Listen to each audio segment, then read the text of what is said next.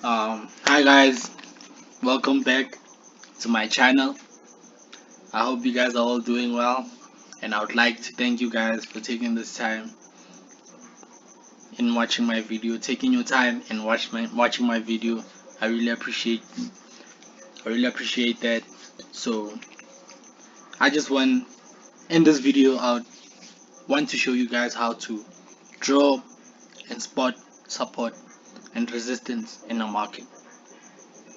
So without going any further, let me do this. So support and resistance is basically where the market finds support and where the market finds like a resistance, where it resists, the market resists, doesn't go past that line, that the price doesn't go past that line, and it finds support in a price where it doesn't go below it. You understand that? Below it doesn't go below, and it doesn't go past it. That's support and resistance for you. So most people trade support and resistance on a higher time frame. Most traders do different things, but today I'll show you what I've learned and what I use to trade. So the first thing I do when I wanna spot my support and resistance, I go into looking where the price rejects a lot. So for example, as you can see, as you can see here,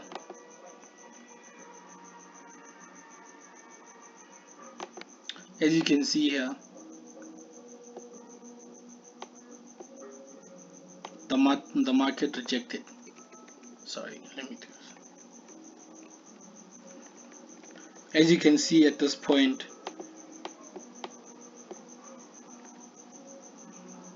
sorry, yeah, as you can see at this point, the market rejected at this area and it went down, meaning that this was a resistance zone, was a resistant price that the market resisted and it went down. And as you could go back as well, you could see that the market also finds resistance at these prices. The market went up, came to this price, and it went up, meaning that this could be a possible support zone. Support, the difference between support zones and support lines, I'll make a video on explaining the difference between support zones and support lines. But this is a perfect, not really a perfect, but like a perfect example of a support zone, because it's not a line but it's a zone. It's a place where market rejects and goes up. And as you can see again here, it rejected this zone and went up, but when got to this place, it rejected it and went down again, and got to this price and it went up, meaning that this is a possible support line, support zone, I mean. So this is support, this is resistance. But some of you who can get confused and like, okay, but sometimes my support zone or my resistance zone is not accurate. Yes, the market might not play in the same support, but it might play similar. It might play around those zones. For example, here it's not straight. It's not really approximately where the previous support was. It's somewhere around where the previous support was, and it played around there, and it's still a support because it went up. You understand? So now we can get to where uh, Nasdaq was consolidating over here. As you can see here, consolidation means that it has no clear direction, doesn't have up or down. As you can see here, it's consolidating. It can't break above, it can't break below, meaning that it's playing around this. It's having a support and resistance fight, like for example here. It's not going up or going down. It's playing around these prices. Going up, going down, that's a consolidation. Let me remove this thing here. So yeah, for you not to get confused, let me go back to where I was talking about. As you can see, this previous resistance right now is acting as a support for the current price. As you can see here,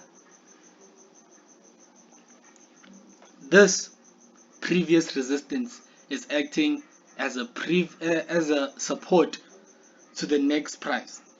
As you can see here, the market is continuously supporting here, supported once, supported twice, supported the third time, and broke through. And we will see on Monday when the market opens if it's gonna break through or it's gonna keep on consolidating. This is support, this is the resistance, because the market keeps on coming to this point and moving down. Market went up, rejected, went down, rejected as the support, went up, rejected, went down, rejected, went up. So this is how support and resistance is. So this is on a daily. Most people look at the daily, and they look at, as you can go, if you can go to a lower time frame, you can see that this support and resistance is mostly accurate because it it tailors for this price, it tailors for that price, it tailors for this price, and you can see that it's going up and going down as support and resistance should be. So most people would also say that you could look for support and resistance on a lower time frame, but I would suggest that you take consideration on a higher time frame rather than on a lower time frame, because lower time frames, the support doesn't last for a long time, the resistance doesn't last for a long time.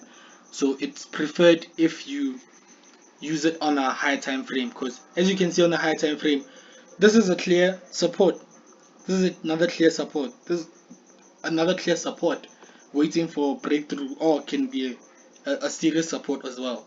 This is a serious resistance, this is another serious resistance, another serious resistance.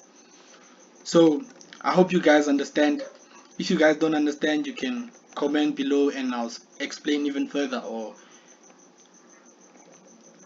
give you any pointers in your analysis. So thank you guys for watching my video. Thanks.